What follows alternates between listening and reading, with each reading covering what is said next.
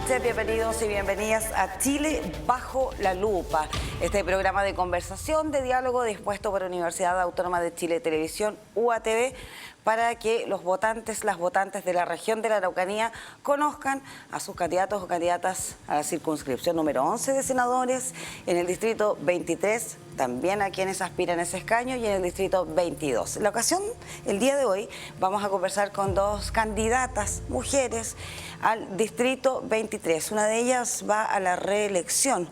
Vamos a conversar precisamente sobre diversos temas: equidad de género, relaciones internacionales de nuestro país. Vamos a conversar además de temas valóricos que tienen relación con dos temas y que se han estado discutiendo en el último tiempo: aborto y eutanasia. Presentamos inmediatamente a quienes nos acompañan el día de hoy. Está con nosotros precisamente Erika Ñanco, quien va a la reelección para el distrito 23, militante del Frente Amplio. Bienvenida. Muchas gracias, Natalia. Muchas gracias, Ignacio, también por estar acá con este debate de conversación, y a quienes nos están escuchando. Ella va por el Pacto Unidad por Chile. Así es, Frente Amplio. Y nos acompaña Ignacia Gómez. Ella también es candidata a diputada por el distrito 23, es independiente, pero va por el Partido Demócratas. Va dentro del Pacto Chile Grande y Unido. Bienvenida, Ignacia. Muy buenas tardes, Natalia. Buenas noches para quienes nos están escuchando hoy día en la transmisión en vivo. Y también muchos saludos a Erika, que nos está acompañando acá en el panel, y que podamos tener una muy buena conversación. Así es, pues eso es lo que esperamos. Bueno, ustedes dos aspiran precisamente al distrito 23, un distrito que ya lo hemos dicho y es bueno reiterarlo para las personas que nos están viendo, que está compuesto por 16 comunas.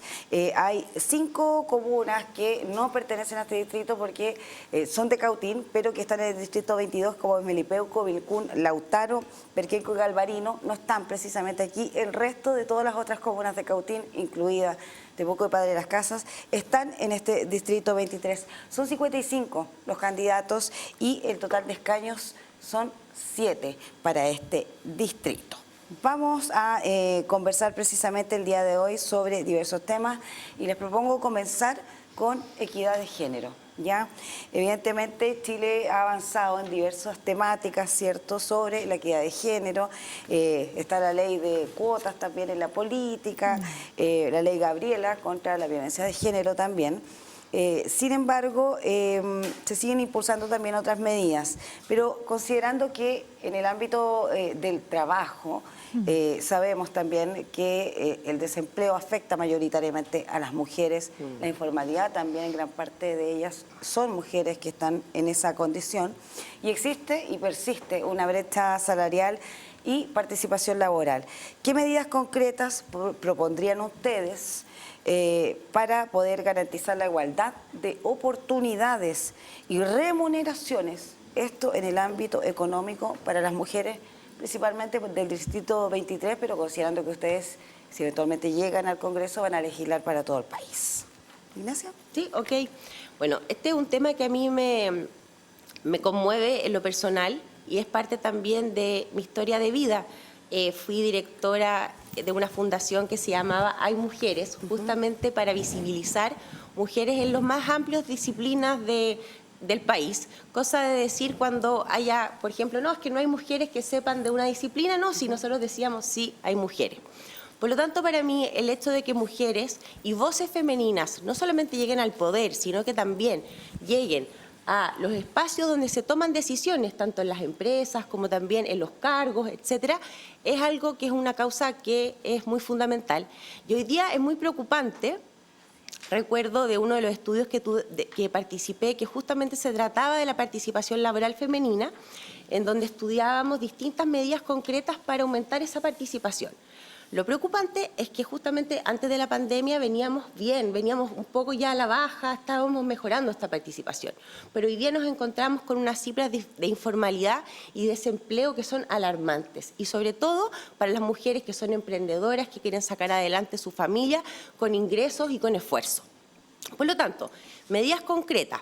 Una que lleva arrastrada de 50 años, que es el artículo 203 del Código del Trabajo, que es un artículo muy injusto, porque permite, o sea, le exige al empleador tenerse a la cuna solamente cuando contrata a una 20ª mujer. Por tanto, ¿qué ocurre? Las primeras 19 mujeres no tienen sala cuna y la 20ª no la contratan porque es más caro, digamos las cosas como son. Esa ley, hay un consenso transversal de que es una ley muy importante para la participación laboral femenina y sin embargo esa norma sigue ahí desde hace 50 años. Todavía no se cambia. Esperaría, por ejemplo, una medida concreta es tener una sala cuna universal, que de hecho se podría autofinanciar, porque si aumentamos la participación laboral femenina como promedio de los países de la OCDE, con ese mismo mayor recaudamiento que tendría el Estado, se podría financiar una ley como la sala cuna, por ejemplo. ¿Coca? Sí, bueno, partiendo por el principio de la equidad de género, que significa poder entregar las mismas oportunidades hacia todas y a todos, considerando brechas estructurales de género, hacia las diversidades, mujeres y hombres que se han visto envueltos en este tipo de acciones, es necesario avanzar en reducir esa desigualdad que existe hoy día, ampliando, por ejemplo, necesidades estructurales de no solamente entregar el mismo salario a hombres y a mujeres por hacer el mismo, o sea, no solamente entregar el mismo salario, sino también hacerse cargo de estas brechas que son tan necesarias como, por ejemplo, trabajos que no son remunerados, como los roles de cuidado. Bien sabemos que los roles de cuidado en su mayoría siempre llegan a afectar a la mayoría de mujeres, quienes se deben restar de trabajos formales, por ejemplo, para tener que cuidar a niños, niñas, adultos mayores que viven en situación de discapacidad o de cuidado severo. Por lo tanto, avanzar en ese tipo de propuestas es necesario. También la paridad de género, como bien lo mencionabas. Hoy día, por ejemplo, si bien hemos avanzado en temas de paridad de género, aún nos encontramos con una brecha tremendamente alta. En el Congreso solamente existe un 33% de representación femenina, cuestión que hasta la fecha debe ser resuelto, ampliando esta base de participación, no solamente en el cómo entra la paridad de género en estos espacios de representación popular, sino también cómo se llega a aseverar o asegurar la participación femenina. Muchas veces pasa que en estos mismos roles, me imagino que Ignacia también lo ha vivido, las mujeres somos también víctimas de violencia y de violencia sistemática en distintas formas. Dentro de lo que hemos podido avanzar, al menos dentro de estos 4 años o 3 años y medio, mejor dicho, de gestión, hemos avanzado en leyes tan importantes como la ley Papito Corazón, que ha venido a arreglar la vida de miles de mujeres que han tenido que criar a sus hijos de manera independiente porque los padres no se hacen cargo. De otra forma también poder darle un sentido a los roles de cuidado y considerar el trabajo doméstico como lo que es, un trabajo, porque eso no es remunerado. Por otro lado... Quería complementar una cosa, ya que hablaste de la brecha salarial. Mira, existe una ley hoy día efectivamente de la brecha salarial que si hay un hombre y una mujer en el ejercicio de un mismo cargo, la ley te obliga a pagar exactamente lo mismo a ese hombre y a esa mujer. Pero ¿qué es lo que ocurre? Esa ley no se aplica. ¿Por qué? Porque la mujer tiene que denunciar ya a su empleador que le están pagando menos que aquel colega que va a ganar más que ella que hace lo mismo. Entonces, es una ley que ya existe, pero que se tiene que corregir, porque no puede ser esta injusticia de que 2 personas que tienen las mismas capacidades ganen una diferencia salarial, y esa ley, por ejemplo, está en el Congreso, y yo creo que la deberíamos mejorar para que la persona no se sienta amedrentada a denunciar y no tenga que exponerse a perder su trabajo, porque esa es la realidad. Sí, bueno, antes de todo eso también me interesa que pudiésemos avanzar, por ejemplo, en una educación no sexista, que es fundamental para poder avanzar en corregir estas desigualdades de género. Hoy día se ha tratado de manchar muchas veces lo que es la educación no sexista y tenemos que hablarlo claramente. O sea, son temas que hasta el día de hoy en nuestra sociedad son muchas veces tabúes, que deben ser corregidos también explicando qué es lo que significa cada una de las cosas. Por otro lado, la protección ante la violencia de género. Tenemos un proyecto de ley que también está en el Congreso, que todavía no se ha tramitado y que tiene que ver también con la violencia digital. Hoy día, con gran parte de las tecnologías que hemos ido avanzando, sobre todo en inteligencia artificial, se ha dado pie para que este mismo tipo de tecnologías, que son por supuesto muy reconocibles y que se tiene que avanzar en ellas, pero también tienen que haber normativas que regulen cómo las mujeres que estamos expuestas o las mujeres que están expuestas, por ejemplo, niñas, adolescentes, son expuestas a situaciones de vejación o de vulneración en sus derechos y que esto puede dar pie también a distintos tipos de abuso. Así es que ese tipo de imágenes, por ejemplo, que han sido modificadas con inteligencia artificial y que se circulan por distintos grupos de hombres que se ven beneficiados de este tipo de cuestiones, pero que ponen en desmedro la integridad de las niñas y adolescentes, es fundamental que las podamos corregir a través de proyectos de ley. Y por supuesto el reconocimiento del trabajo doméstico y de cuidados, que si bien es algo que hemos avanzado durante este gobierno con la Política Nacional de Cuidados, que se ha implementado un nuevo sistema nacional de cuidados que ha podido reconocer las labores de cuidados y el trabajo doméstico como lo que es, como bien lo mencionaba anteriormente, sí debemos avanzar a que este tipo de políticas públicas se hagan necesarias implementarlas en algo que sea más concreto, como por ejemplo recursos para aquellas mujeres que viven o sea, no pueden trabajar de manera formal por tener que estar a cargo de alguien que está a su cuidado. Las mujeres representan un 35,5% de la Cámara de Diputados y un 37,2% en el Senado. Así lo es. mencionó ahí. Yo dije 33, me equivoqué en 2%, pero sigue siendo bajo. Sigue siendo súper bajo, digamos. Sí. Justo tenía el dato yo ahí como para precisarlo y también en el Senado. Estamos bajo, ya le queda un periodo corto, digamos, al gobierno actual, un gobierno que se autodenominó feminista. Usted nos hablaba de varios proyectos que avanzaron durante este periodo de los 3 años y medio que lleva. ¿Cuál es el balance que hacen en esas materias, en las materias que tienen relación precisamente con las mujeres, con la equidad de género durante lo que se ha hecho en estos 3 años y medio? Ignacia. A mí me parece que en el tema económico había un muy mal desempeño. O sea, las cifras son clarísimas, hay un aumento de informalidad, hay un problema muy grande, que eso lo podríamos hablar, de cómo mejorar el emprendimiento femenino en Chile, cómo dar las herramientas adecuadas, cómo tener un sistema que permita a las personas ganar ingresos antes de poder pedirles tantos permisos. Todo eso también tiene que ver con la equidad de género, porque las mujeres tienen un espíritu emprendedor muy potente, muy fuerte, sobre todo en esta región, que quieren sacar adelante sus familias a través del emprendimiento. Entonces, para mí, las cifras que hoy día tenemos de baja participación laboral femenina y de desempleo, a mí me hacen dar una muy mala evaluación en cuanto a esa materia económica.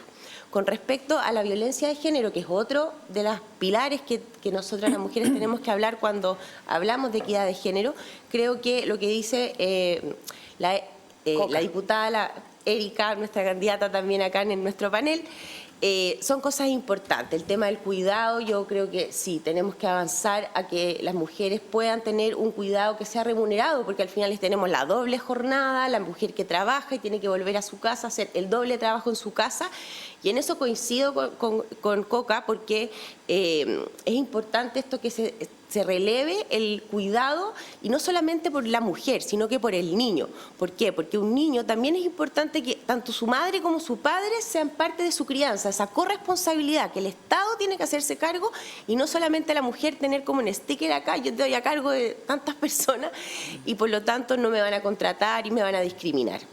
Y por último, complementar con el tema político. Como mujer en política, yo me atrevo a decir que mujeres nos puede, de todas maneras nos cuesta, yo diría, esto es intuitivo, pero por lo menos 3 veces más difícil llegar a estar, por ejemplo, en un panel como este. Es muy difícil ser mujer y estar en política en Chile. Y eso es algo que yo, como candidata... ¿Por qué? Para las personas que no ven, ¿por qué? ¿Qué es lo que pasa? ¿Qué es lo que Mira, hace más complejo? las mujeres que no tenemos, por ejemplo, padrino político, lo que nos empieza a ocurrir es que se nos bloquean espacios, que por ejemplo hay mucho ego, los hombres como que de alguna manera ven que una mujer está empoderada, que una mujer tiene firmeza, y de alguna manera la ven como una especie, no sé si será de amenaza, no sé qué pasará, pero efectivamente empiezan a ocurrir cosas que son muy difíciles, y yo las he tenido que vivir, lo voy a decir, porque no con detalles, no quiero entrar en la política mezquina, que no es la idea, pero sí como mujer he experimentado lo difícil que es ser mujer en política, y esta candidatura le quiere abrir espacio a muchas mujeres más que se atrevan a hacer políticas en Chile, porque la voz femenina, clara, firme y inquebrantable, tiene que estar en el Congreso Nacional. Sí. Quedó ahí. Ha sido difícil, después le pregunto acuerdo. su evaluación del gobierno feminista, pero esto, Sí. ¿es difícil para la mujer hacer política? Sí, completamente sí. Y de hecho en un espacio tan masculinizado como lo es el Congreso, más aún. a lo largo de estos años, si bien hemos avanzado, y eso sí también se debe reconocer en una nueva forma de hacer política, creo yo, que es esta forma más dialogante, que no pone el ego tan por sobre las personas, que sí es algo que sucede mucho en estos espacios y en estos mundos, el mansplaining que se da, o sea, una que dice algo y después lo repite el colega que es hombre y lo escuchan a él y no a una. Exacto. Y es como, ya, pero si yo ya lo dije antes, entonces... Bueno, porque claro, la mujer, la voz femenina siempre se ha visto como más liviana, como más débil, como que si fuera como un loro, perdón, me voy a autorreír, pero es como de verdad, es como que tú fueras más liviana. Y pareciera ser que aquella mujer que habla más fuerte... también sufre una discriminación, ¿cierto? De hecho, fíjate... Habla demasiado golpeado, ¿no? No, y de hecho, claro, como todo el tiempo, claro, que es mañosa, que no sé qué, y así la tildan a una. Sí. Y es curioso porque según la Corporación Humanas, que han hecho estudios de distintos temas, se ha demostrado que quienes reciben más violencia digital por distintos temas son mujeres, y sobre todo mujeres que hacen política. En el mundo de la política, quienes más reciben violencia son las mujeres, y es porque te critican todo, o sea, desde el cómo te ves, cómo te vistes, si es que estás maquillado o no, cosas tan sencillas como esas, hasta la obligación de tener que hablar bien. O sea, y hay mujeres que definitivamente en su vida les cuesta, y a mí me pasa mucho también en comunidades, por ejemplo, en sectores rurales, vamos a conversar con la gente, y me ha tocado ver espacios en los que las mujeres o las señoras de los dirigentes se quedan calladitas en un lado, en un rincón, no dicen nada, mientras es el marido el que habla, y eso la verdad es que a mí igual me da mucha tristeza, porque en realidad, vale, estamos trabajando por supuesto por gestionar mejor y avanzar y hacer mejor el trabajo, pero cuando uno ve que mujeres tienen tanto miedo de hablar. Cuando yo era más chica y nos conocimos en aquellos años siendo dirigente de la Asamblea de Mujeres, de hecho... Yo era periodista de prensa, sí. Ahí conocí a Coca. Así es. Y en esos años me pasaba que nosotras hacíamos distintos talleres, por ejemplo, en lugares, y había ciertos sectores en los que nos impedían hacer talleres. Y eso nos pasó varias veces. Los hombres del lugar decían no, porque ustedes van a venir a cambiarle el cerebro a Nuestra Señora. Y era como, no caballero, no vamos a eso, vamos a hacer talleres de jabones. Y era como, queremos que ellas aprendan quizás un oficio distinto para que puedan tener también independencia económica, que es fundamental a la hora de poder trabajar ciertos tipos de violencias, porque a las mujeres nos afectan las violencias de manera sistemática y de distintas formas. Por lo tanto, cuando una se encuentra con ese tipo de situaciones, por supuesto que piensa en que llegar a otros espacios como lo es el Congreso Nacional, tienen que ser espacios que se pongan a disposición de las personas y que nos sirvan para poder aumentar la equidad en todos sus aspectos. Y eso significa a través de proyectos de ley o a través de los oficios de fiscalización, que significa también como un diputado o una diputada ejerce la labor de fiscalización para que el cumplimiento de las leyes que nosotros mismos hacemos sea efectivo y no solamente una cuestión que queda en el papel. Eric, Coca, su evaluación del gobierno actual con respecto al tema de equidad de género de la mujer, gobierno autodenominado como feminista. Sí, bueno, obviamente como mi gobierno, siendo parte del Frente Amplio, la ministra Orellana ha logrado sacar adelante distintos proyectos que van en beneficio de las mujeres. Uno de ellos, ya lo mencioné, que es el proyecto Ley Papito Corazón, que definitivamente vino a inyectar miles de millones de pesos a aquellas mujeres que tuvieron que verse obligadas a criar a sus hijos solas. Y eso es, claro, una respuesta económica a un problema estructural, de que si el padre no quiere hacerse cargo de cuidar al niño o a la niña, se manda a cambiar, se olvida y bueno, luego ya vendrá la demanda por pensión, pero ese trámite nuevamente recae en la mujer a tener que ella hacerse cargo de estar demandando al hombre que no se hace cargo de cuidar a sus hijos o hijas, y de esa manera queda una deuda pendiente, que no es solamente una deuda económica. Por lo cual, este proyecto de ley, yo sé que muchas mujeres que quizás están viendo este programa han visto cómo sus cuentas del banco se han visto también beneficiadas, y claro, hay personas, hombres que dicen, ya, pero te pagué los zapatos del niño o te pagué el colegio, para eso no necesitas más. Ya, pues, pero hacerle la comida al hijo, criarlo, cuando está enfermo hay que llevarlo al médico, cuando está solo hay que cuidarlo, hay que estar con él. No es dejar al niño solo con los zapatos puestos, también significa hacerse cargo de las labores de cuidado que no están remuneradas, y esas labores de cuidado hoy día sí se están remunerando, por ejemplo, en los tribunales de justicia cuando se trata de ejercer un balance en tanto pensiones de alimentos. Esos son avances concretos que hemos logrado dentro de este gobierno, así como también el reconocimiento de las labores de cuidado. Este Sistema Nacional de Cuidados que viene a implementar una nueva forma de hacer política y de visibilizar aquellos trabajos domésticos que estaban completamente invisibilizados. ¿Cuáles son los impactos que ha tenido el Sistema Nacional de Cuidado, así como en términos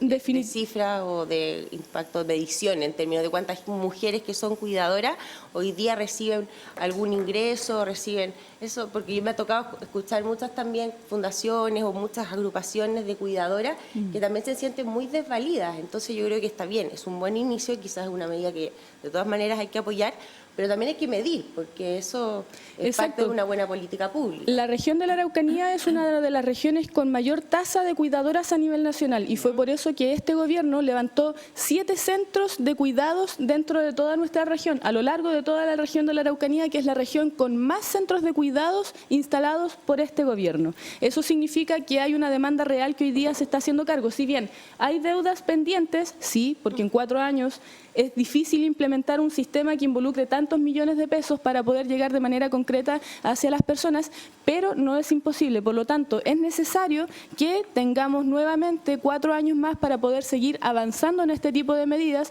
que van a llegar directamente al beneficio del bolsillo de las personas, que eso es lo que nos afecta. Estos centros nacionales de cuidados abordan distintos temas de manera psicosocial, y no solamente por una sola cosa, o sea, es un centro integral para aquellas mujeres que hoy día están cumpliendo roles de cuidadores o de cuidadoras o personas cuidadoras más que mujeres. En su mayoría, el 98% son mujeres, pero sí también hay hombres que son cuidadores, y eso también hay que decirlo. Dentro de estos porcentajes, el Estado como Estado debe tener un rol de Estado cuidador. Y un Estado que cuida a las cuidadoras es un Estado que se hace cargo de esta demanda histórica.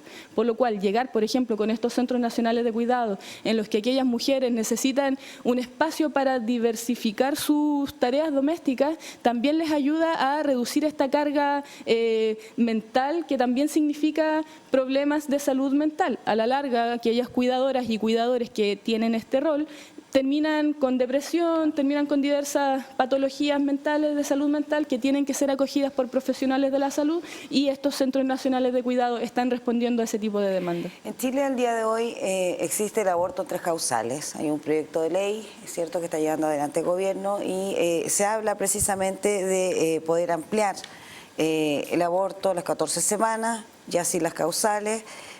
¿Ustedes están de acuerdo con este proyecto? ¿Están en desacuerdo? ¿Qué votarían eventualmente si estuvieran ustedes la decisión en el Parlamento? Bueno, en mi caso, desde muy joven siempre fui activista por los derechos sexuales y reproductivos de las mujeres. Eso significa que para nosotras es hablar del aborto de manera como es, con todas sus letras. Creo que en Chile ni en el mundo existe ninguna mujer que quiera de manera voluntariamente abortar porque quiera ser, no sé, un abortista, sino es más bien un contexto el que la lleva a tomar ese tipo de decisión. Lo que nosotras levantamos como una demanda es más bien regular el derecho a decidir, y esa regulación tiene que estar por ley. Bien se ha sabido que en países como, por ejemplo, Uruguay o en otros países de Europa, cuando se ha avanzado en legislar sobre el aborto legal, seguro y gratuito, se ha avanzado en disminuir la tasa de mortalidad de aquellas mujeres que deciden llevar su embarazo a interrupción temprana o no, o deciden llevarlo a término. Esa manera de ver el problema ya quita la responsabilidad dentro del Ministerio de Seguridad o de penalizar el aborto como lo es hoy día en Chile, porque recordemos que si bien hemos avanzado en las 3 causales, todavía sigue habiendo una tasa de penalización para aquellas mujeres que deciden esto por voluntad libre. Por lo tanto, es necesario legislar aborto legal, seguro y gratuito para poder disminuir la tasa de mortalidad, sobre todo de aquellas mujeres que deciden llevar su embarazo a interrupción voluntaria, y de esta manera vamos también aportando a la salud pública, porque recordemos que este es un problema de salud pública que hasta el día de hoy se ha penalizado, y no puede ser que las mujeres hasta el día de hoy no tengamos derechos para decidir libremente. Ignacia. Yo estoy de acuerdo con la ley hoy día que tenemos, que es una ley de 3 causales que son muy importantes y como también lo decía Coca, todavía tiene que corregirse porque hay un problema ahí con la objeción de conciencia de que ciertas instituciones pueden hacer uso de esta facultad. Por lo tanto, tenemos que corregir esto para que hoy, efectivamente las 3 causales sean aplicadas porque es una ley que ya es vigente y en ese sentido yo no retrocedería en ningún caso en derechos para las mujeres. Pero sí me pasa que estoy abierta a esta discusión. Yo creo que sí, estoy muy abierta a ver, porque efectivamente una cosa es lo que uno quiera. Yo, por ejemplo, no abortaría, eso es una decisión mía, pero también lo que ocurre en la realidad. Pero más allá de esa opinión que la voy a decir, pero me preocupa mucho que desviemos también los debates solamente a estos temas, sobre todo hoy día cuando están a elecciones prontas, en donde el principal tema que la ciudadanía le interesa, le importa y le quiere priorizar, es por qué están rebajando la ley de presupuesto, el per cápita se está congelando para la salud primaria de la atención municipal, o sea, estamos reduciendo recursos en salud que también influyen directamente a las mujeres, estamos reduciendo recursos en crimen organizado que también influye directamente a las mujeres porque nosotros queremos caminar sin miedo. Entonces yo creo que tenemos que enfocar el debate hoy día en los temas que a las mujeres realmente le importan, como la salud y la seguridad, que es donde tenemos que poner los esfuerzos de diálogo y de conversación. Más allá de abrir porque es un debate que tiene muchas diferencias. Es un proyecto de ley. Claro, por eso te digo. Existe, digamos. Entonces, hoy día existe y claro, obviamente ha existido siempre y este es un debate que hay diferentes posturas. Yo estoy abierta absolutamente a conversar sobre cuáles son las diversas posturas, sobre todo reconociendo la realidad que existe para las mujeres, pero me gustaría que el debate se centre en por qué estamos con una ley de presupuesto que reduce temas, o sea, recursos en salud, justo que es un tema de salud, incluso este mismo tema, o en seguridad. Sí, bueno, con respecto a eso, sí podemos caminar y mascar chicle a la vez. Esto significa que no por hablar de un tema significa que vamos a dejar otros de lado. Avanzar en la decisión de las mujeres, en su derecho a decidir, es también legislar cuestiones de salud pública que sí o sí tienen que ir con un proyecto de presupuesto también involucrado. Bien, lo de la atención primaria de salud es cierto. Yo durante la mañana también tuve la posibilidad de reunirme con miembros de la Confusam de acá de la Araucanía, quienes presentaron esto como una problemática a trabajar y nosotros comprometimos también nuestro trabajo legislativo para poder presentar una glosa presupuestaria en este presupuesto de noviembre y así trabajar conjuntamente en la demanda que ellos están solicitando. Sin embargo, avanzar en los derechos sexuales y reproductivos también es avanzar en un Chile que avanza en una legislación que no pone la moral cristiana o religiosa por sobre los derechos políticos. Hoy día estamos en un Estado laico. Nuestro Estado laico significa que, si bien se respeta completamente cuál credo religioso pueda tener una persona, y eso tiene que estar también garantizado, o sea, cualquier persona tiene derecho a profesar su religión de la manera que lo requiera o le parezca conveniente, pero sin embargo el Estado tiene que estar separado de las decisiones de la Iglesia, por lo cual trabajar en base a proyectos de ley que son para miles de mujeres un avance en su legislación y sus derechos, no necesariamente significa tener que retroceder en otro tipo de temas. Podemos avanzar caminando y comer chicle a la vez. A la vuelta de la pausa vamos a seguir en esto. Solamente decirles que el día de hoy el Colegio Médico de Chile alertó que hospitales volvieron a quedarse sin recursos en el mes de octubre y pidieron sincerar el presupuesto para el año 2026. Usted hablaba del presupuesto, Coca, que es bien importante también eso. Vamos a una pausa, volvemos enseguida en Chile bajo la lupa.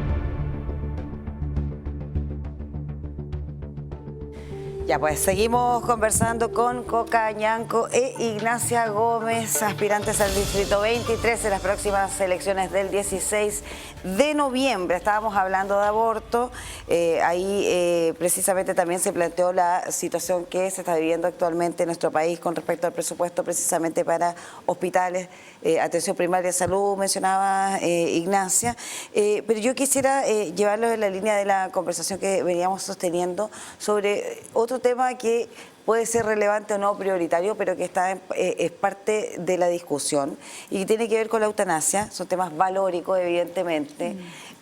No sé si pasan por el credo religioso, pero sí valórico de las personas.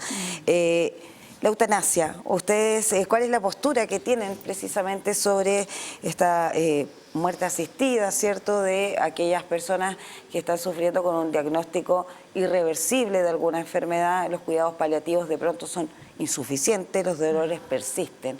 ¿Están de acuerdo o no de llevar adelante una iniciativa de esta característica de nuestro país? Si es sí, la razón; si es no, lo mismo. ¿Coca? Bueno, en el caso nuestro, la eutanasia es el derecho a morir con dignidad. Creo que todos nosotros hemos tenido quizás en la vida algún familiar o algún cercano querido que ha pasado por una enfermedad muy grave, que ya no tiene otra vuelta, como se dice, y merece también su derecho a morir o su derecho a decidir sobre la muerte o sobre la muerte digna que puede o no tener. Esta decisión también debe estar exenta de valores morales o religiosos que conllevan. Igual es una decisión difícil, ¿eh? Yo obviamente de legislar votaría a favor porque también es parte de los derechos que creo que se deben garantizar en nuestro país, pero me pongo, por ejemplo, es imposible no ponerse como en la situación de un hijo, una claro, hija, o un padre, por ejemplo, claro, que puede estar muy mal y que decida finalmente que quiere una eutanasia.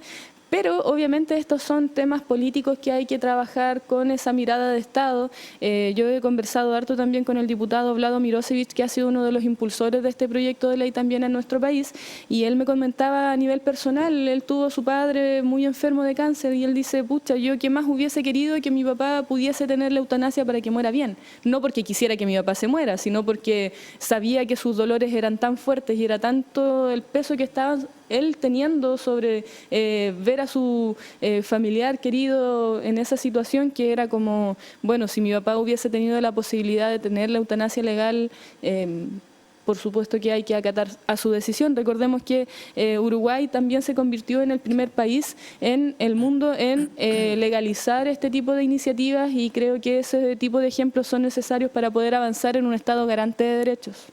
Ignacia. Yo quiero poner sobre la mesa un tratamiento que hoy día existe, ¿ya?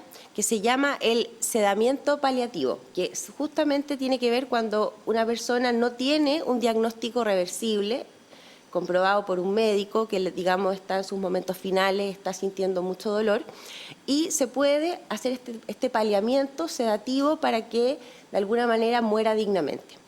Yo estoy totalmente de acuerdo con eso, porque a mí me parece que la muerte digna es un dolor enorme de no solamente la persona que está sufriendo y que quiere vivir quizás sus últimos días de manera sin dolor, sino que también para cada uno de los familiares que está viendo sufrir a esa persona. Entonces, me gustaría como ahondar de repente lo que se está haciendo hoy día en Chile y poder avanzar en, por ejemplo, este procedimiento que existe de sedamiento paliativo, que es muy parecido a la eutanasia con otro nombre, digámoslo así, pero que existe. Entonces, yo creo en la muerte digna. O sea, más allá de la sedación paliativa que usted menciona... Es que existe hoy día, eso es lo que me llama la atención. Claro. Entonces me gustaría que se transparentara lo que existe para poder discutir con la información bien sobre la mesa, no nos saquemos la suerte como entre gitanos, digámoslo así, y poder las personas podamos morir dignamente, tanto para los hijos como para la persona que está sufriendo. ¿Estuvieron atentas ahí a las elecciones en Bolivia o no? ¿Estuvieron viendo, hicieron seguimiento de lo que pasó? El presidente Boris felicitó al nuevo presidente. Así es, senador, era un senador, el senador Rodrigo Paz, es el nuevo presidente de Bolivia. Y bueno, sabemos que las relaciones entre ambos países han estado marcadas, ¿cierto?, principalmente por la demanda marítima boliviana y el Tratado de 1904. Ahí evidentemente hay un fallo de La Haya que yo creo que muchos y muchas recuerdan, ¿cierto? Y relaciones diplomáticas. ¿Qué creen ustedes que debería impulsar Chile en relación precisamente a Bolivia? Ya sea precisamente en alguna estrategia parlamentaria, buscar alguna alternativa para poder avanzar precisamente en una agenda de colaboración bilateral entre Chile y Bolivia, enfocando en temas que pueden eventualmente favorecer a ambos países, ¿cierto? O ver la situación que está pasando el día de hoy precisamente con respecto a infraestructura y procesos aduaneros, precisamente entre Chile, la frontera de Chile con Bolivia. ¿Cómo creen que se debería empezar a abordar desde la labor del Congreso? Evidentemente sabemos que es el Ejecutivo el que va a llevar adelante todo esto, pero ustedes eventualmente van a ser parlamentarias, si así lo elige la ciudadanía, por un próximo periodo. ¿Cuál debería ser la forma de relacionarnos precisamente con el país vecino, con Bolivia?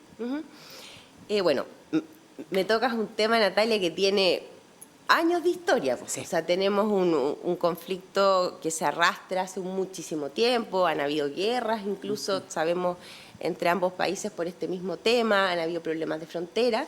Y yo creo que siempre hay que avanzar hoy día mirando el futuro de la región, de los países que son colindantes a Chile, nuestros vecinos, y tenemos que generar acuerdos que sean colaborativos, ya sea por el tema del gas, por ejemplo, o quizás ver alguna facilidad, siempre que ambos países respeten, obviamente, los tratados ya que ha ratificado la historia.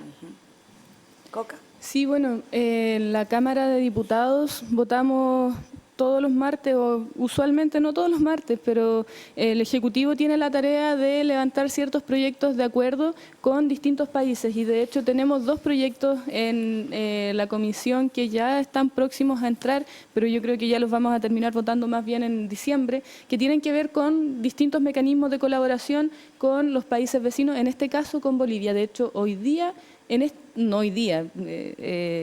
en este transcurso del tiempo, el próximo martes, cuando volvamos al Congreso, vamos a seguir en discusión de un proyecto de extradición con la República Federal del Brasil. Así que, bueno, ese tipo de cosas son necesarias para poder abordar las distintas necesidades que hoy día surgen en nuestro país, como lo son, por ejemplo, el crimen organizado. Me parece que es de suma urgencia que podamos también tratar tipos de proyectos como, por ejemplo, extradición con Bolivia, o un tipo de policía que trabajamos también durante este periodo, que es la Melipol, que ya se aprobó. Ojalá que Bolivia también se incluya dentro de ese tipo de proyectos, o sea, dentro de ese tipo de iniciativas que son necesarias para hoy día enfrentar el crimen transnacional que ya no obedece fronteras. O sea, este tipo de cuestiones es una realidad que aparece. No digo que Bolivia sea el precursor de este tipo de cosas, sino más bien es necesaria esta colaboración entre los distintos países con los que colindamos, porque de esa manera también estamos mejor preparados para poder enfrentar las necesidades del hoy, que también van a ser necesidades del mañana. Con Bolivia también es necesario, a mi parecer, seguir adelante con estas relaciones binacionales que sean también cordiales para poder avanzar en países que creen en la cooperación y la colaboración internacional, más que seguir entrampados en problemas que pueden solucionarse de alguna forma, o más bien con conversaciones diplomáticas se pueden mantener ciertas relaciones diplomáticas para mantener estos climas necesarios que son tan importantes para seguir en una paz más duradera.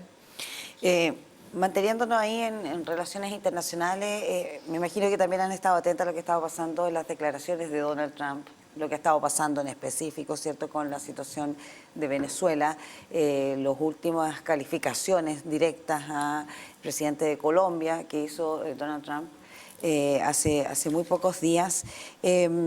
¿Cuál es la postura, o sería la postura de ustedes respecto a la injerencia que tiene precisamente Estados Unidos sobre asuntos internos de países como Venezuela y Colombia?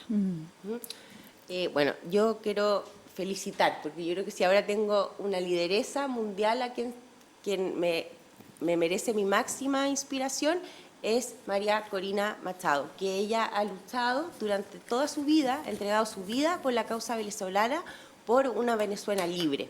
Por lo tanto, ella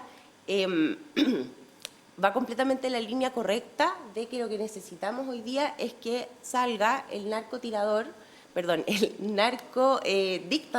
es un dictador para mí, narcodictador, que tiene a los venezolanos en la mayor pobreza, el mayor sufrimiento. O sea, a mí me conmueve esa realidad de los venezolanos hoy día y creo firmemente en que tenemos que avanzar hacia una Venezuela libre. Ahora, no me gusta también lo que está pasando internacionalmente en el mundo, tanto desde las opiniones de Trump como de China. Sabemos las tensiones que existen entre ambos países, sabemos las tensiones que existen en muchos otros lugares. Y es por eso que yo hoy día apoyo a Evelyn Matei, porque me parece que es la presidenta que va a poder, porque estos no son temas que vamos a poder desde el Congreso impulsar, sino que tiene que ver con una política de gobierno que nos permita, como Estado de Chile, tener una mayor gobernabilidad y no asumir riesgos ni improvisaciones, sobre todo en un mundo internacional que está tan polarizado y tan tenso como el de hoy. Coca. Bueno, yo defiendo, a diferencia de Ignacia, yo defiendo la soberanía de los países y con esto me refiero a todos los países. Que Donald Trump hoy se esté burlando de Javier Milei es un fiel reflejo de aquello. O sea, Javier Milei celebró que a ellos les haya un impuesto, que Donald Trump le haya puesto un 10% en sus aranceles, al igual que a Chile, celebró que haya sido un 10% y que no haya sido más. O sea, ¿en qué país celebran que les pongan un impuesto a los aranceles de sus comercios? En ningún caso puede significar algo a la soberanía nacional del país. Una transferencia de dinero también y recursos al país. Sí, pero eso a la larga, al día de hoy, no es efectivo, porque hoy el dólar en Argentina sale alrededor de 1.500 pesos chilenos, y eso es un alza tremendo que en definitiva no ha aportado en absolutamente nada a la economía argentina. Argentina está peor de lo que estaba hace 4 años, y eso ha significado un retroceso en los derechos fundamentales que en Argentina ya habían consolidados, como por ejemplo el derecho a una educación gratuita. Había muchos estudiantes que se iban incluso desde Chile a estudiar a Argentina porque había una educación gratuita. Hoy día ya ese tipo de cosas ya casi no existe y eso significa un recorte presupuestario tremendo y un daño tremendo a la ejecución del Estado dentro de las políticas en Argentina. Pero bueno, yo insisto, defiendo la soberanía de los países y eso significa que si Argentina decidió por ese presidente, por más que a mí no me guste, ellos son libres y soberanos de decidir sobre su país. Ahora, Donald Trump es el mejor ejemplo de lo que llamamos en otro tipo de jerga como el FIFE internacional.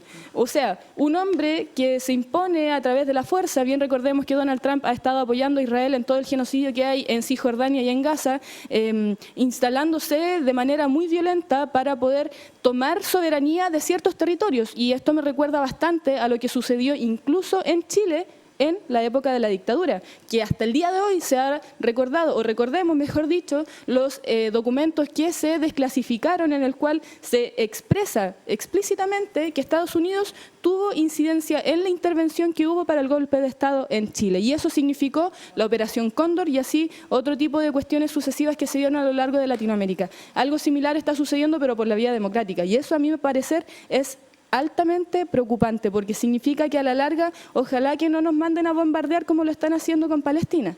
Y eso es un retroceso, por supuesto, para las miles de personas que hoy día están asesinando en ese tipo de territorios.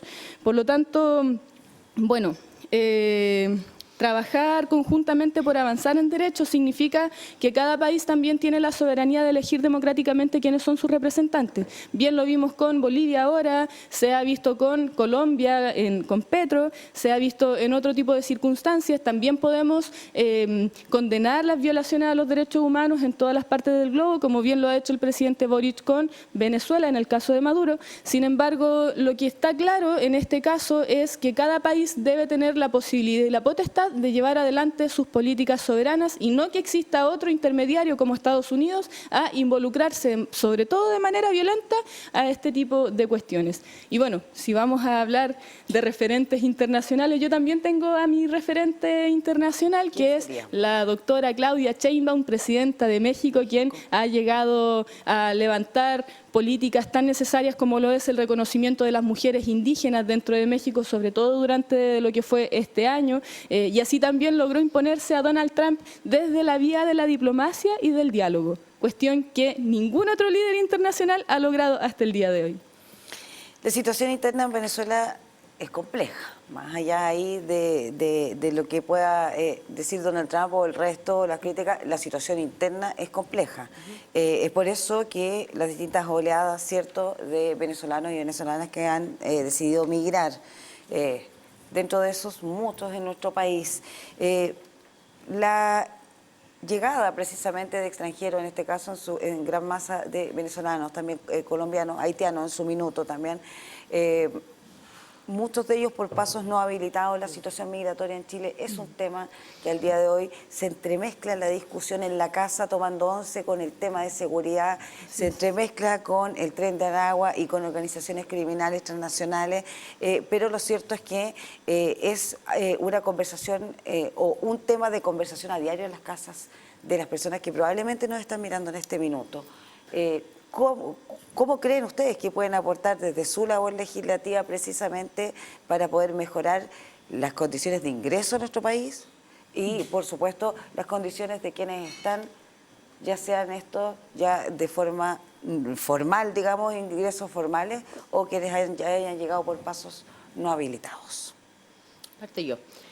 He estado en Colchane, o sea, he visto cómo muchas personas pasan caminando, la situación es muy dramática. De hecho, ahí están los aymaras que han tenido que también sufrir muchas consecuencias porque las personas llegan también a las casas a abrirlas. Es una situación que obviamente es muy dramática. Y fíjese que, ¿por qué ocurre esto? Pues, ¿por qué se tienen que ir de un país que es riquísimo como Venezuela? Porque hoy día tienen al mando un dictador que ha estado por muchos años y que de hecho el Partido Comunista, sobre todo sus líderes actuales, no han querido reconocer esa dictadura. Entonces ya eso a mí me parece que tenemos una gran diferencia aquí con Coca, porque yo no podría apoyar una candidata que milita en un partido en donde sus líderes no son capaces de reconocer esa dictadura que ha traído toda esta cantidad de migrantes que han tenido que sufrir y han tenido que salir de sus países. ¿Qué es lo que tenemos que hacer? Obviamente hay muchos venezolanos, así como también de otros países, que pueden trabajar en Chile y pueden ser un gran aporte también. No olvidemos que Estados Unidos también se desarrolla gracias a la fuerza migrante. Por lo tanto, habría que distinguir. Aquellos que quieren venir a trabajar, ningún problema. Aquellos que quieren venir a delinquir como el Tren de Aragua no pueden entrar al país. Bueno, claramente aquí tenemos una diferencia circunstancial con Ignacia, porque yo tampoco podría apoyar a una candidata que no solamente ha negado el golpe de Estado en nuestro país, que es Chile, sino también ha sido parte integrante de campañas como lo fue la campaña del Sí para la dictadura y en muchas otras ocasiones también. O sea, para mí eso es fiel reflejo. Pero esto es ahora. Efectivamente, es ahora. Sigue... Ahora ella ha negado, Evelyn Matei, ha negado los crímenes de lesa humanidad y las violaciones a los derechos humanos ocurridas en Chile en el año 73. No lo ha negado. Estamos hablando de nuestro país, estamos hablando de Chile, no estamos hablando de Venezuela, de China, de Estados Unidos, estamos hablando de Chile. Por otro lado, para ir separando las cosas, porque acá se están mezclando peras y manzanas. Yo no soy del Partido Comunista, soy del Frente Amplio. En segundo lugar, en tercer lugar, nuestra candidata, que es Janet Jara, representa un conglomerado de partidos políticos que van desde la democracia cristiana hasta el Partido Comunista. Es decir, ella refleja este abanico de colores y este abanico de diferentes ideologías políticas que, por supuesto, van en favor de la vida de la gente. No necesariamente van en favor de un partido por particular, porque si fuese así, entonces no sería candidata de Unidad por Chile, sería candidata solamente del Partido Comunista, cosa que no es así. Y ella, además, se ha desmarcado de manera trascendental en todos sus debates y en todos sus espacios políticos de otro tipo de dirigencias de su mismo partido. Por lo tanto, eso la hace también una candidata con altura de miras que se pone por sobre las necesidades de las personas y va a trabajar para que la gente tenga dignidad en sus vidas. Pero ¿sabes qué? Mira, volviendo al punto, no me interrumpas, por favor. Volviendo al punto, sí, sobre la pregunta en específico de migración, tenemos que ser claros, en nuestra región de la Araucanía no tenemos la misma realidad que tienen sí en otras regiones como fronterizas, que son Colchane o más al sur de Chile. En nuestra región la mayor cantidad de migrantes que existen son venezolanos y en segundo lugar argentinos.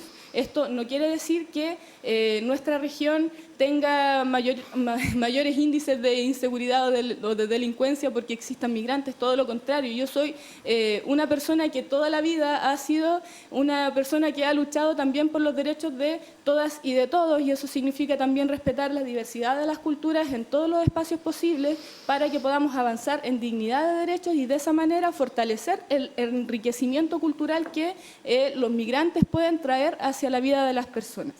Desde esa perspectiva, también es necesario hablar sobre la migración ilegal, y eso significa que los migrantes que no tienen sus antecedentes sí tienen que acercarse a algún organismo público que es el Ministerio del Interior para que puedan regularizar sus antecedentes y de esa manera también puedan tener una calidad de vida digna, porque la verdad es que no se puede vivir en un país casi que escondido haciendo las cosas por debajo si al final de todo igual les van a afectar cuestiones tan importantes como lo son, por ejemplo, la violencia doméstica. O sea, nosotros tenemos altos índices de violencia doméstica de mujeres migrantes que no se atreven a denunciar que sus maridos o sus parejas la están golpeando porque se encuentran en una situación irregular. Por lo tanto, en el momento en el cual ellas denuncian, lamentablemente corren el riesgo de que las vengan a deportar a sus países, y ellas lo único que están buscando es una vida más justa para sus familias, ya sea en Chile o en el extranjero.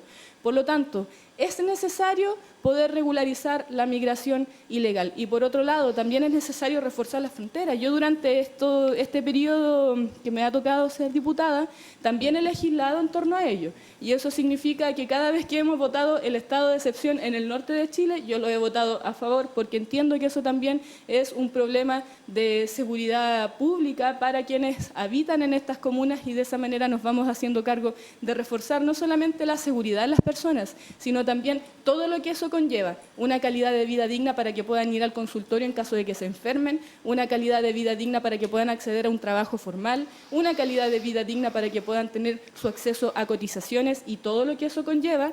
Así es que, bueno, ese será y seguirá siendo el compromiso que nosotros ese es el compromiso que hemos desarrollado a lo largo de este periodo, y es el compromiso con el cual seguiremos avanzando en 4 años más. Ignacia. Sí, yo voy a hacer un contrapunto porque efectivamente Janet Jara ha incluido a la coalición de la centroizquierda, pero resulta que cuando tocó la negociación parlamentaria no fue capaz de decirle a su propio partido, que ella era la candidata de su propio partido, que por ejemplo candidatos como Daniel Jadwe no se presentaran porque tenían sentencias condenatorias ya en derechos laborales, y además no solamente eso, sino que tenía un juicio por corrupción, y efectivamente eso ocurrió.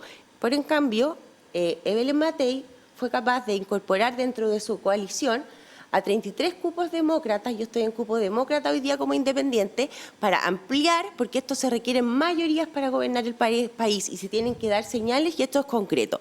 Y para mí, un hecho concreto es una persona, una mujer que ha sido valiente, que se ha enfrentado con 3 partidos políticos que son bastante de peso en Chile, para poder incorporar al centro político en Chile, para poder generar una coalición mucho más amplia que nos permita la gobernabilidad y la estabilidad, sobre todo por las tensiones internacionales que hablábamos recién en el bloque anterior. Sí, bueno, me gustaría que no quede en el aire esto porque... y votamos por el no, perdón, la demócrata, porque tampoco ella dice que defiende la dictadura. Me gustaría, Ignacia, que no juegues con fuego porque te puedes quemar. Recordemos que Evelyn Matei estuvo haciendo campaña con Luciano Rivas, quien jamás fue capaz de condenar por los hechos de corrupción que hubo acá en la Araucanía, por lo cual ahí hay una deuda pendiente también.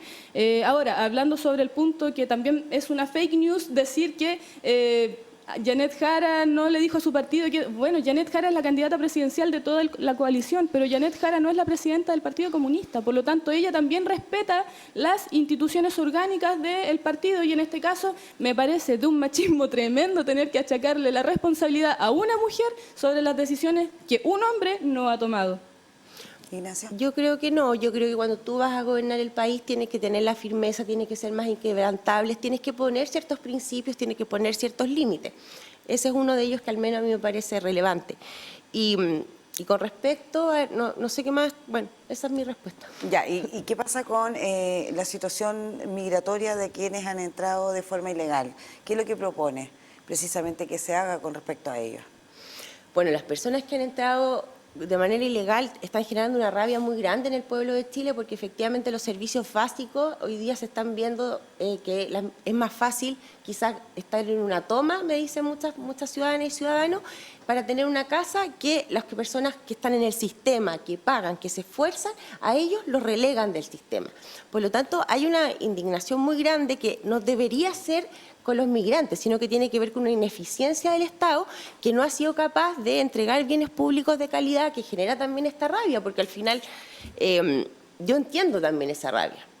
Entonces, de esa manera lo abordaría, o sea, abordaría que ojalá tengamos en Chile aquellos migrantes que quieren trabajar y los que no quieren delinquir, no tienen que entrar. ¿Habría que expulsarlo? ¿Cuál es la fórmula, digamos? Esa es la pregunta. ¿Qué es lo que se hace? ¿Se regulariza? Yo creo que no deberían entrar. ¿Se hace fast track? ¿Se hace algo...? O sea, primero no... No, me refería a Ignacia y Coca, a los que ya están al interior y que todavía no han regularizado su situación migratoria y que está haciendo uso, como bien señala Ignacia, de servicios públicos, ya sea de salud, de educación. ¿Qué se hace?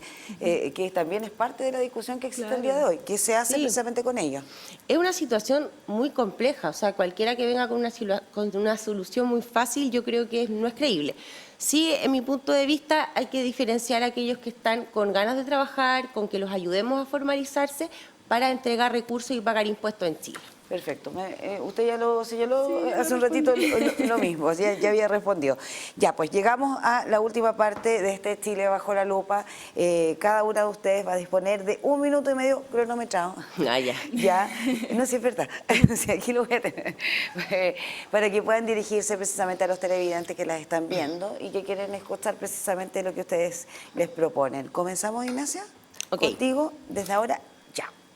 Bueno, mi nombre es Ignacia Gómez, me presento como candidata a diputada por el Distrito 23. Invito a cada una de sus comunas a confiar en una mujer. Hemos hablado hoy día de mujeres, una mujer con voz firme y que lo que quiero es poner al servicio todo este conocimiento que he podido entender desde por qué se genera una burocracia y una traba con los más pequeños, cómo podemos hacer un sistema que sea amigable con el emprendimiento, cómo podemos avanzar en seguridad para que las mujeres caminemos sin miedo, cómo podemos tener un Chile sin trabas en donde la salud de una vez por todas se solucione, abordando los temas reales que van a permitir disminuir las listas de espera, como por ejemplo mejorar o tener o formar más especialistas. Todas esas soluciones concretas en mí van a encontrar una persona que las va siempre a apoyar. Perfecto, Ignacia. Muchas gracias. Coca. Nuestro compromiso será el de seguir avanzando en una Araucanía con oportunidades. Soy cocañanco, soy diputada en ejercicio y también candidata a la reelección. Y desde bien chica he conocido muchas desigualdades, tanto desde que me tocó criar en el campo con camino rural, atendiéndome en la posta rural, hasta el espacio en el cual hoy día estoy ejerciendo como diputada de la República. Vamos a trabajar para seguir avanzando en conectividad, para seguir avanzando en resolución de los problemas más básicos de las personas, como lo es poder llegar a fin de mes. Vamos a seguir avanzando en trabajar por una calidad de educación y de salud digna para que todas y todos tengamos igualdad en los accesos básicos. Perfecto, los dos ocuparon mucho menos tiempo. ¿Ah, sí? Que, ahí tenemos que se los informo. Ya, vamos a practicar está bien, y medio. Ustedes saben lo que quieren informarle a la audiencia. Así que yo quiero agradecerles que nos hayan acompañado el día de hoy. Poder conversar sobre estos temas tan diversos y tan amplios no es fácil, pero bueno, pudimos sostener esta conversación en Chile bajo la lupa. Así que muchas gracias, Coca. Ignacia, muchas gracias por habernos acompañado hoy. Y por supuesto, agradecerles a quienes estuvieron ahí pendientes de esta conversación que se sostuvo el día de hoy con ambas candidatas, Cocañanco e Ignacia Gómez. Volvemos próximamente, ¿cierto?, con Chile bajo la lupa, conociendo a más candidatas y candidatos por el Distrito 23, Distrito 22 y candidatos a senadores también por la circunscripción número 11, un espacio dispuesto por nuestro canal para que usted vote informada e informado el próximo 16 de noviembre. Que descanse. Buenas noches.